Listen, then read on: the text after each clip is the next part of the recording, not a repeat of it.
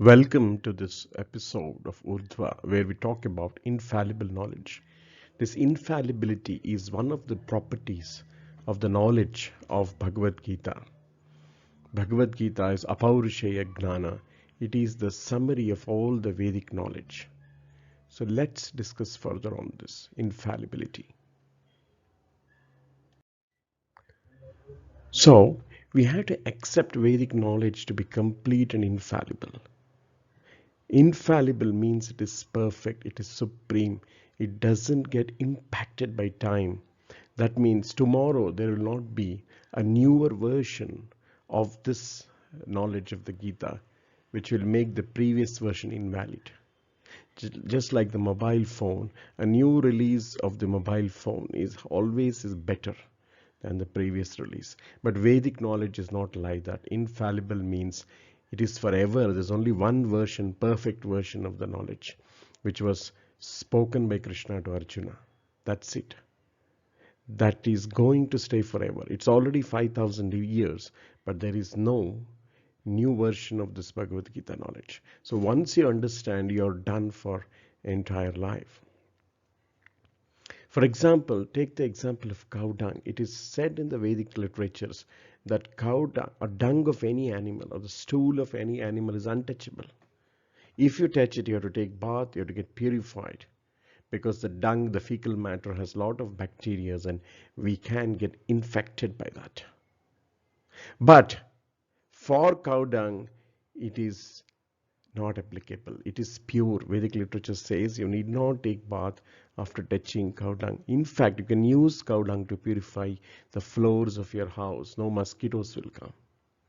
You can use cow dung, dried cow dung, for cooking. It is the most nutritious food. Cow dung is also used as medicine in Ayurveda.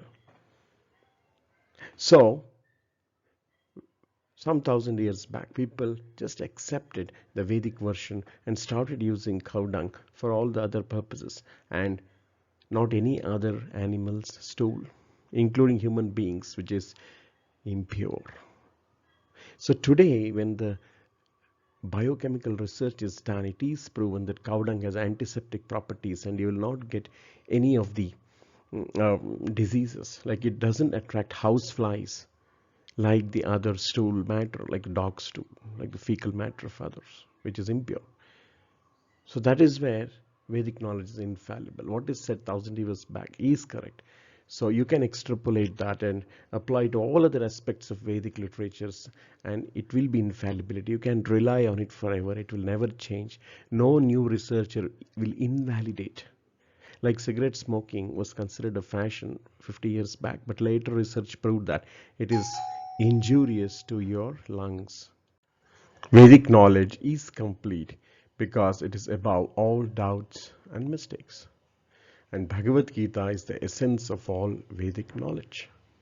Vedic knowledge is not a question of research. Research means finding new understanding or newer things which are improvised version of the before. But Bhagavad Gita is already perfect. There will be no newer version found by researching. One has to try to get a deeper understanding into Bhagavad Gita itself, which has already presented the perfect knowledge. And this is not by research, but by the descending process of accepting the parampara, descending process of accepting the parampara, the knowledge which is coming in the parampara. What is the parampara? It begins with the supreme spiritual master, the Lord himself, and handed down to a succession of spiritual masters. Like that, we can get pure knowledge, infallible knowledge in our heart and make our life successful. And we cannot say that I will accept only one portion of Bhagavad Gita and not another. We have to accept it without interpretation, without deletion, and without any whimsical characteristics. One has to have discipline in life for the knowledge of Bhagavad Gita received in the parampara to flower in our heart. So it is the most perfect presentation of Vedic knowledge. Vedas is so huge, but only by 700 shlokas of Bhagavad Gita you can get the essence of Bhagavad Gita.